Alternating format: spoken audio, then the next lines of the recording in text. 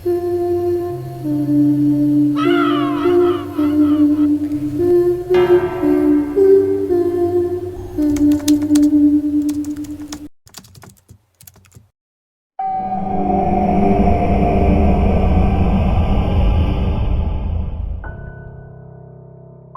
araw po sa inyo, Misteri.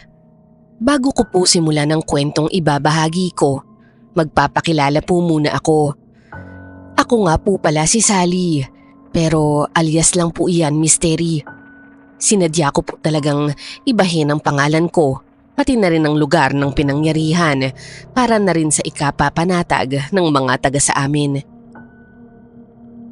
Ang lugar po kasi namin ay dati raw dinarayo dahil sa magandang bukal at sa malinis na tubig. Ayon po kay inay, ilang mga sikat na artista pa raw noon ang nakapaligo na sa bukal na yon. Dahil dito, dumami ang mga tao at naging hanap buhay ng mga lokal ang pagtitinda ng kung ano-ano. Para bang naging pangunahing kabuhayan ang pagbebenta sa mga bakasyonistang dumadayo.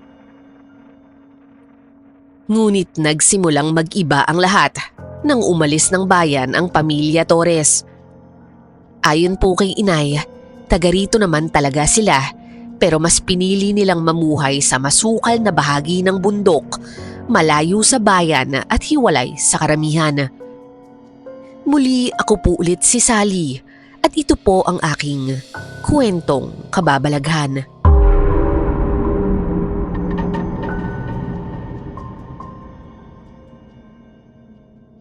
Misteri, may pwesto po sa tindahan si nanay sa bayan, sa mismong daanan papuntang bukal. Ang mga tinitinda niya ay mga pagkain, kung ano-anong nakakaakit sa mata ng mga bakasyonista. Bilisan mo nga dyan, Sally. Nagsisimula ng magdatingan yung mga tao. Kailangan mailagay na natin lahat yan sa lamesa. Opo, Nay. Binibilisan ko na po. Asan ba yung tatay mo? Iniwan pa tayo? Kinuha po yung isang bilao sa tricycle. Ganun ba? O siya, bilisan mo na at hihiwain ko na tong biko. Maya-maya ay lumapit ang kapit pwesto naming si Aling Lagring. Abala ka dyan ha! Bati nito kay nanay. Oh, Aling Lagring. Oo naman, syempre. Alam mo naman, abala talaga kapag magbubukas pa lang. Parang excited kayo ah. Hindi naman. Sana maraming benta tayo ngayon. Ay naku, oo nga Kahapon 3 bilao lang yung naubos ko. Pero Misteri, biglang nag-iba ang tono ng pananalita ni Aling Lagring. Ay nako, mukhang mamalasin na naman ang paninda natin ngayong araw. Oh, bakit naman ho? Kanina todo panalangin kayo tapos ngayon parang binagsakan na kayo ng mundo. Hindi, binagsakan ng lupa ka mo. Malas ang dumating. Anong malas ang sinasabi niyo dyan? Hindi naman sumagot si Aling Lagring. Bagkos ay ngumuso na lang siya sa kabilang kalsada. Tinuro niya ang isang babae na naglalakad kasama ang kanyang batang anak. Akala ko naman kung mamimili lang naman siguro. Ay naka, alam mo naman, kapag lumuluwas yan ang bayan minamalas tayong lahat. Ay nako, kayo talaga, huwag niyo na pong isipin yun. Halika na, magtinda na lang po tayo. Pero Misteri, ilang minuto pa lang ang nakakalipas. Bigla na lamang bumuhos ang malakas na ulan, kaya galit na galit si Aling Lagring. Kita mo na, malas talaga. Tirik na tirik ang araw kanina, hindi ba? Tapos ngayon biglang umulan. Oo nga, naku Sally, bilisan mo. Tabingan mo yung mga paninda natin bago pa mabasa lahat yan. Opo, Nay.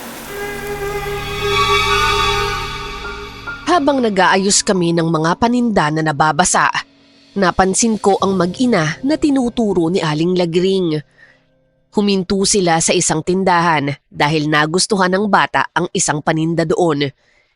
Pero imbes na pagbilan, itinaboy pa sila ng tindero palayo sa kanyang pwesto. Narinig ko pa itong nagsabi sa mag-ina. Ay nako!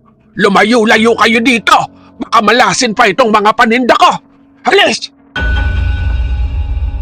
Ang ina Misteri ay tila nasa edad 25 pataas. Mahaba ang kanyang buhok at balingkinita ng katawan. Ang anak naman niya, na wari na sa edad 7 lamang, ay halatang takot na takot ang muka matapos silang sigawan ng tindero. Dahil dito, hindi ko mapigilang maawa sa kanila. Ngunit Misteri, ilang minuto lang matapos niyang sigawan ang dalawa, ay biglang nabagsakan ng isang malaking sanga ang trapal ng kanyang tindahan.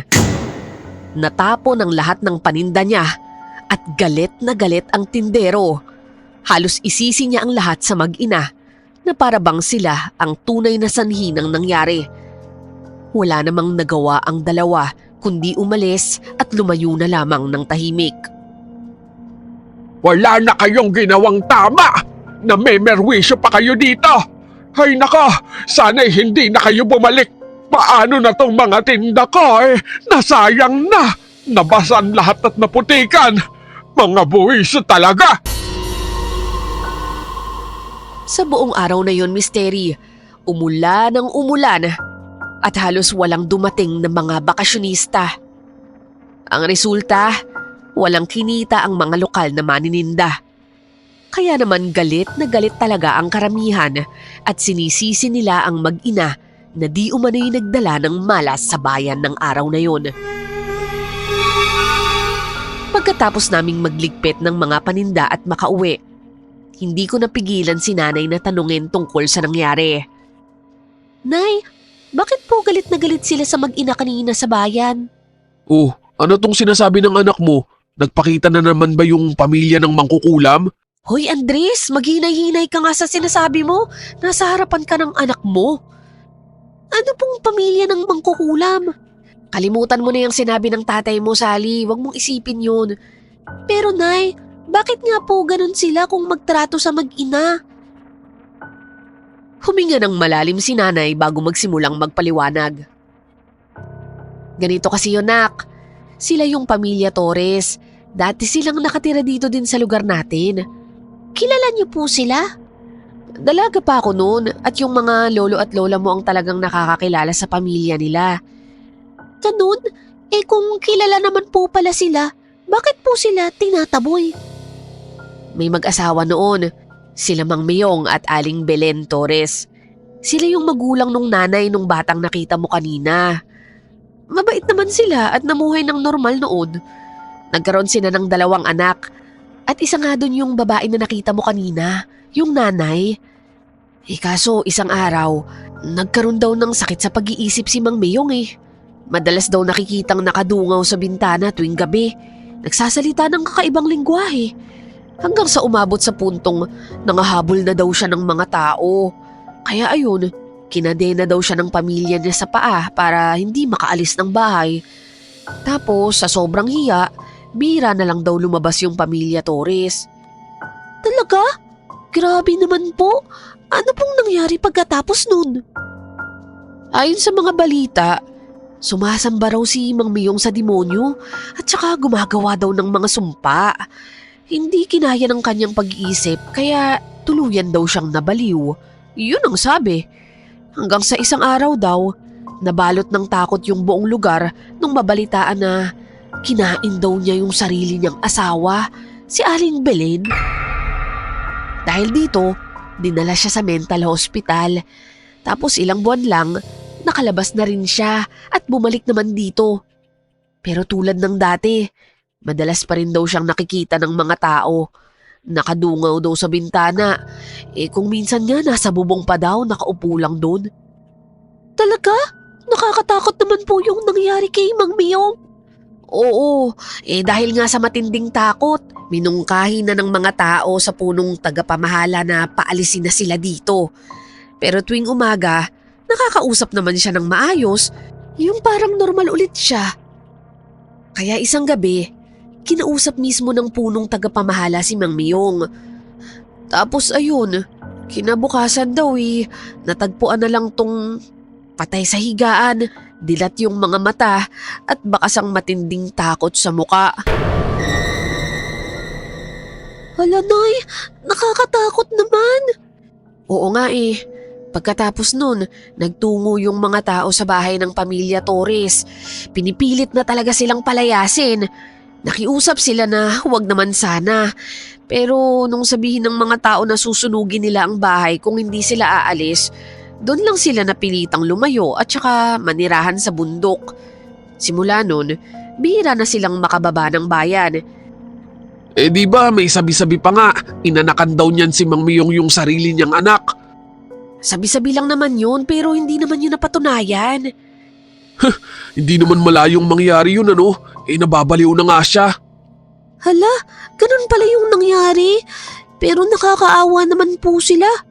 Nakakaawa, salot sila sa lugar natin. Tuwing nagpapakita sila, may kamalasan o sakuna na nangyayari. Ay nako Andres, masyado kang nagpapa-impluwensya sa mga naririnig mo. Alam mo, mas maganda pa rin na wag tayo munang manghusga. O hala sige na, kumain na tayo para makatulog tayo ng maaga. Linggo bukas, paniguradong dadagsa ang mga tao. Opo, Nay. Kinabukasan, habang abala ang lahat sa pag-aasikaso ng kanilang mga paninda, napansin ko na sarado ang pwesto ng tindero na nagalit kahapon sa mag-ina. Sinubukan kong hanapin siya at baka paparating pa lamang, ngunit wala talaga. Nay, wala po ata yung isang tindero doon, yung nabagsakan ng sanga. Aba, oo nga no, mukhang hindi magtitinda ngayon si Mang Estong ah. Eh kasi naman nalugi siya kahapon, naputikan yung karamihan sa mga tinda niya, baka kaya hindi siya magbubukas ngayon. Ngunit ilang saglit lang, may narinig kaming nagmamadaling yabag at boses na sumulpot bigla. Nako, Janice! Alam mo ba ang balita ngayon? Oh, Aling Lagring, kayo pala. Umahangos ka yata dyan. Nako, naalala mo ba kahapon? Nagka-eskandalo sa tindahan ni Estong, hindi ba? Oo, di ba pinaalis niya yung mag-ina? Tapos nabagsakan ng sanga yung mga paninda niya. Ayun nga mukhang hindi siya magtitinda ngayon. Hindi talaga siya makakapagtinda. Bakit naman ho? Natagpuan daw siya sa labas ng bahay nila. Patay na! Dilatang mga mata! Ano? Grabe naman ho yan! Nako! Talagang napakasalot ng pamilyang iyon! Mula nang sumulpot na naman sila dito, sunod-sunod na ang kamalasan! Dapat talaga mapalayas na sila sa lugar natin! Pero di ba po, pinaalis na po sila dito? Hoy, bata ka! Huwag kang sabat ng sabat sa usapan ng matatanda. Ikaw talaga. Aba alam pala ng anak mo ang kwenta ng mag-ina. Oo nga po andito po kasi siya kahapon, kaya nakita niya yung lahat. Ayun, ang kulit, tanong ng tanong, kaya naikwento ko na kagabi. Ay nako, Sally iha! Huwag kang didikit sa kanila kapag nakita mo. Lumayo ka, baka pati kayo malasin din. Naramdaman ko noon ang takot, misteri. Para bang totoong-totoo ang babala ni Aling Lagring. Pero lalo pang bumilis ang kabog ng dibdib ko nang makarinig kami ng malalakas na sigawan at galit mula sa kalsada. Napatingin kaming tatlo at doon nakita namin ang mag-ina naglalakad sa gitna ng daan. At misteri, binabato sila ng mga tindero at tindera ng kung ano-ano, kasabay ng mga malulutong na mura at sigawan. Salot na pamilya! Huwag nga kayong bumaba rito! Naku, nagsimula na tayong malasin ng bumabayang mga demonyo. Bakit ba kayo naririto? Kayo ang dahilan kung bakit nangyari yon kay Estong. At sa pagkakataong yun, nakita ko ang bata umiiyak habang mahigpit na nakayakap sa kanyang ina. Pinoprotektahan naman siya ng kanyang ina. Pilit na hinaharang ang mga binabato ang mga tao sa kanila. Awang-awa ako, misteri. Ang totoo, imbis na matakot ako sa kanila, lalo akong nakaramdam ng awa. Pero halos lahat ng tao roon galit na galit, maging si Aling Lagring. Hay! Mga anak kayo ng demonyo! Sa bundok na lang kayo! Doon kayo nararapat! Aling Lagring, tama na ho. Ay nako, Janice! Tama lang yan sa kanila. Ang totoo kulang pa yan. Dahil sa matinding iskandalo, nakita ito ng lahat, maging ng mga bakasyonista at turista, ang ginawa ng lokal sa mag-ina. Nagkatinginan sila na para bang hindi makapaniwala sa kanilang nasaksihan. May mga nagtatanong kung ano ba talaga ang nangyari. Ang ilan ay nagbubulungan, may ilan namang napapailing na lang sa pagkadismaya, at mayroon din namang nagpakita ng awa sa mag-ina. Iba-iba ang naging reaksyon ng mga tao. May nakaramdam ng takot, naniwala sa mga kwento at nagalit. At meron namang nagtaka lamang. Hindi nagtagal, may nag-report na rin, kaya't dumating ang mga pulis sa lugar upang pakalmahin ang mga tao.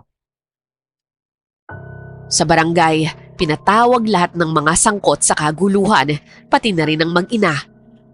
Pero ayon kay nanay, hindi raw sumipot ang mag-ina sa mismong pagtawag ng barangay. Habang kinakausap sa barangay ang mga tindero, bigla raw may nagsigawan ng mga tao mula sa labas. Tulong! Tulong! Tumawag kayo ng bombero! May sunog! Nasusunog daw ang mga pwesto sa Bayan Misteri. Lampas 10 ang naapektuhan at maging ang tindahan namin ay nadamay sa sunog. Lalo namang nag-apoy sa galit ang mga tao at walang ibang sinisi kundi ang pamilya Torres. Sunod-sunod na kamalasan na ang dulot ng mga salot na yon. Oo nga mga walang hiya talaga. Ang kakapal ng mukhang bumalik pa rito. Hindi maipaliwanag ang galit mula sa mga tao. Tila ba naghalo ang takot, puot, at paniniwala na sila'y isinumpangan ng mismong presensya ng pamilyang yon. Umuwi naman si nanay at tatay na malungkot at dismayado dahil nadamay din ang aming pwesto. Nay, kamusta po ang tindahan natin? Yun, natupok din. Buti na lang may naisalba pa kami ng tatay mo, kaso ang konti lang. Ang tindi talaga ng sumpa ng pamilyang yan. Kahit tayong nananahimik nadamay. Di naman silang may kasalanan, Andres. Ang sabi ng bombero, naiwang bukas yung tangke ng isang tindera. At yun ang tunay na sanhi ng sunog. Syempre, yun ang palabas. Pero alam ng lahat na sila ang may gawa nito. Ang tagal-tagal nang walang sunog dito, tapos nung dumating sila biglang nagkaganyan. Baka naman po kasi yung ginawa nilang pambabato sa bata, naging karma po nila yun. Kasama ba kayo sa ng bato? Bakit pati yung tindahan natin nadamay? Psst! Bakit kasi hindi na lang sila manahimik sa bundok at kailangan pang bumaba rito sa bayan? Andres, tumigil ka na nga sa mga paninisi mo na wala namang basehan. Mali na yan At saka baka matutunan pa yan ng anak mo. Nay, tay, paano na po tayo makakapagtinda? Ang sabi ni Kapitan, tutulungan daw niya yung mga tindera na magsimula ulit. Sana nga totohanin niya dahil ang hirap ng buhay. Salamat naman. Sana nga po totohanin niya. O siya, kumain na nga tayo. Aalis pa ako. Aalis ka? Saan ka pupunta? Misteri, sa sandaling yun ay nakita kong bumulong si tatay kay nanay. Pero rinig na rinig ko pa rin naman yun ng malinaw. Nagkasundo ang ilang kalalakihan sa lugar. Sinasama nila ako. Para saan? Tatakutin daw nila yung pamilya. Susunugin yung bahay nila para mapilitang umalis. Ano? Kanino mo naman nakuha yung plano na yan Andres? Di sa mga taong galit na galit sa pamilya. Nako, tumigil ka dyan sa plano nyo Huwag na huwag kang makikisama sa kanila. Ano? Puro ganito na lang tayo, Janice? Habang buhay ba tayong madadamay sa mga salot na yon? Basta hayaan mo sila. At ikaw, huwag ka na lang makisama sa kanila. Para din naman sa atin to. Para sa inyo, Janice. Kailangang maipaglaban natin yung sarili natin. Ipaglaban kanino? Kung nakita mo lang yung mag-ina, sobrang nakakaawa. Wala silang kalaban-laban. At saka, wala naman talaga silang ginagawa Panay iyak pa nga nung bata. Alam mo, na-imagine ko pa nga, paano kung kami yun? Paano kung si Sally yung bata? Magkaiba kayo. Kasi sila may malas na nakadikit sa kanila. Ay nako, Kung ano man yung nagawa ni Mang Miyong noon, hindi na nila kasalanan yun. Walang kinalaman yung anak at yung bata, Andres. Paano mo mapapaliwanag yung kamalasan? Yung hindi kayo nakabenta nung araw na dumaan sila? Yung nangyaring kamatayan ni Mang Istong? Yung sunog? Paano mo mapapaliwanag lahat ng yun? Natahimik naman si nanay, pero nanindigan pa rin siya na huwag pasamahin si tatay. Basta, hindi ka sasama sa kanila. Opo, Tay. Huwag na po kayong sumama sa kanila. Kung sakaling totoo nga po na salot yung pamilya, ayoko pong mapahama ka, Tay. Sa kabutihang palad, Misteri, ay napilit din naman namin si tatay na huwag nang sumama sa mga taong nagbabalak na palayasin ang pamilya. Labag man sa loob niya, alam kong napagtanturin niya na mali naman talaga ang plano nilang iyon. Pero hating gabi, nagising kami sa malakas na wangwang ng isang bumbero sa aming lugar. Napatayo kaming tatlo mula sa higaan at pagbukas namin ng bintana, nasilayan namin ng napakalaking apoy na nagmumula sa isang lugar. Pero ang mas ikinabahala namin ay yung bomberong tutupok sana ng apoy ay hinarangan ng mga tao. Pinigilan nilang makadaan ito upang hindi makapunta sa nasusunog na bahay. Mukhang sinunog na talaga nila yung bahay. Ang laki ng apoy. Diyos ko, ano ba yan? Ano yung ginawa nila? Sobrang galit na galit naman sila. Pero para sa kanila tama yun eh. Gusto nilang protektahan yung pamilya nila. Pero Tay, paano naman sila nakakasiguro dahil lang sa kwento? Anak, kung kwento lang, madali sanang kalimutan. Pero dahil sa sunod-sunod na kamalasan, para na ding napatunayan na totoo lahat ng kwentong yun. Kung umalis na lang kasi sana sila ng maayos, edi wala na sanang ganitong nangyari. Napailing na lang si nanay, halatang hindi kumbinsido sa mga salita ni tatay. Ako naman po, sa murang edad, hindi ko maunawaan ang ganoong galit. Hindi ko maikonekta ang mga sinasabing kamalasan sa nagawa ni Mang Miyong noon. Kahit anong isip ko, para sa akin, nakakaawa ang mag-ina. Maya-maya pa ay may tumawag mula sa labas ng bahay. Pre, nakita mo ba yung sunog? Oh, paring Goryo, anong balita? Lumabas ka muna dito, ikukwento ko sa'yo. Nagmamadaling lumabas si tatay, kasunod na si nanay. Ako naman, napilitan na ring makinig sa kanilang pinag-uusapan. Uy, anong nangyari? Ang laki ng sunog ah. Natuloy pala kayo? Oo, tuloy talaga. Inantay pa nga kita kaso hindi ka dumating. Kasi ayaw kong payagan itong si Mrs. pati na rin ang anak ko. Ilan kayong natuloy? Mga nasa 30 kami kanina. May mga dala kaming sulo para takutin sila. Tatakutin? Bakit yan? Ang laki ng sunog. Pagdating kasi namin doon, sobrang luma na ng bahay. Para bang bulok na. Matagal na rin naman kasi talaga yun. Wala nang nag-aasikaso. Ganun na nga. Ayun, kumatok yung isa sa kasamahan namin para kausapin sana yung pamilya. O tapos, pinagbuksan ba kayo? Matagal nga kaming naghintay pero wala talagang sumasagot. Hanggang sa natuklasan namin na bukas pala yung pinto, kaya napilitang pumasok yung isa naming kasamahan. Pero alam nyo ba kung ano nangyari? Syempre hindi, wala nga kami dun eh. Ang pilosopo naman ito. Sige na nga, hindi na lang ako magkukwento. Uwi na ako. Teka, hindi ka naman mabiro. So ano nga yung nangyari? Humahangos palabas yung kasamahan natin. Takot na takot. Hindi namin nakalain na ganun ang reaksyon niya. Kasi nung una, ang tapang-tapang niya ngang sumugod eh. Tapos, nung tanungin namin kung bakit, ang sagot niya, nandun daw si Mang Miyong. Sobrang payat at napakalalim ng mata. Si Mang Miyong? Sigurado ba siya na siya yun? Oo daw eh.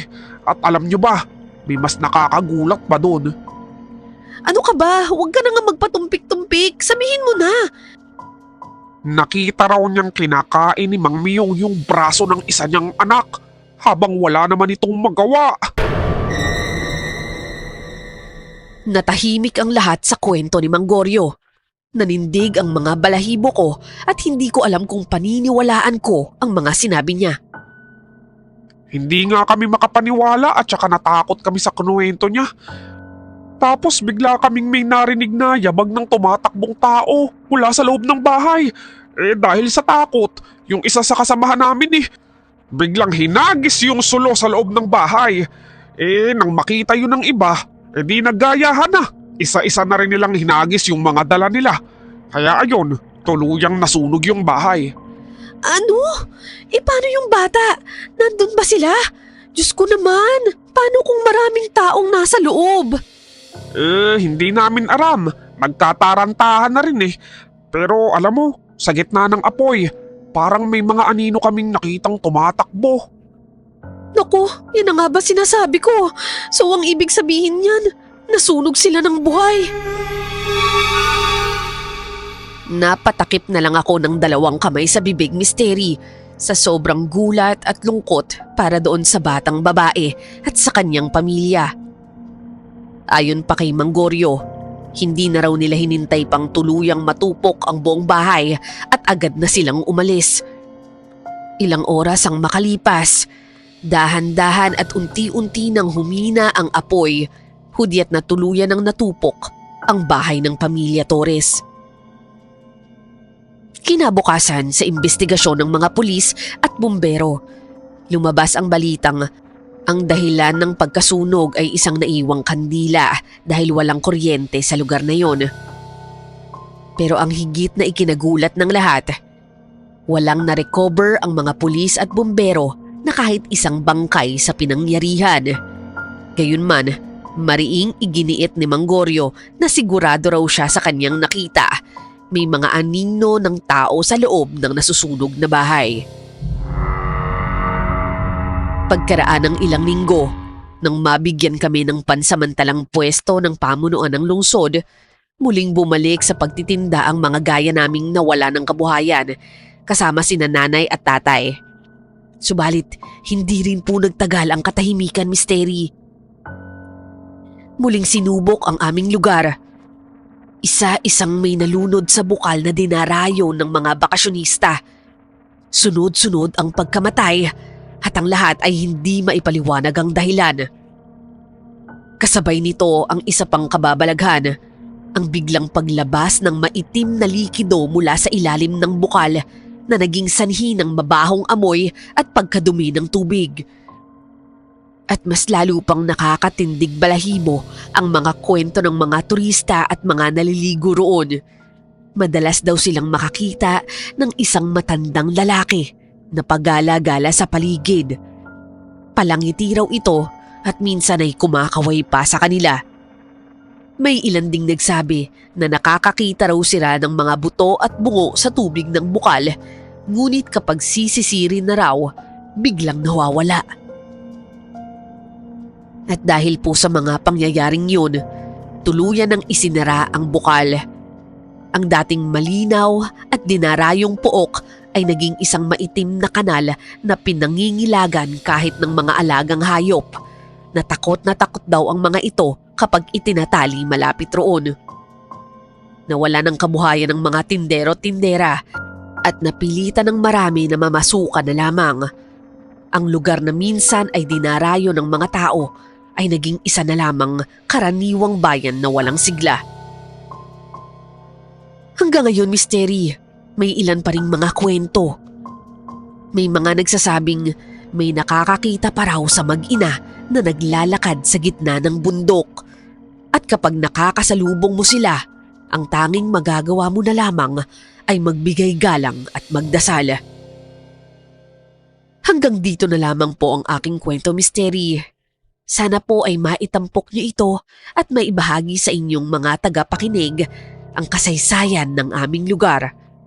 Maraming salamat at more power po sa inyong channel.